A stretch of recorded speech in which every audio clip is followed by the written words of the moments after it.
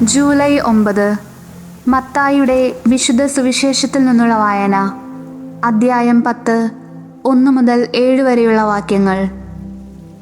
അക്കാലത്ത് യേശു തൻ്റെ 12 ശിഷ്യന്മാരെ വിളിച്ച് അശുദ്ധാത്മാക്കളെ ബഹിഷ്കരിക്കാനും എല്ലാ രോഗങ്ങളും വ്യാധികളും സുഖപ്പെടുത്താനും അവർക്ക് അധികാരം നൽകി.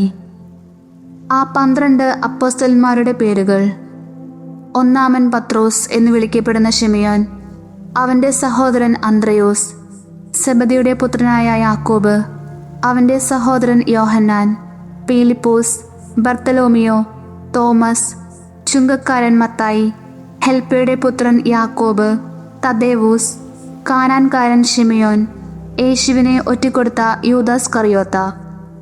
ഈ 12 പേരെയും യേശു ഇപ്രകാരം ചുമതലപ്പെടുത്തി അയച്ചു: നിങ്ങൾ വിജാതീയരുടെ അടുത്തേക്ക് പോകരുത്, സമരിയാക്കാരുടെ പട്ടണത്തിൽ പ്രവേശിക്കുകയുമരുത്.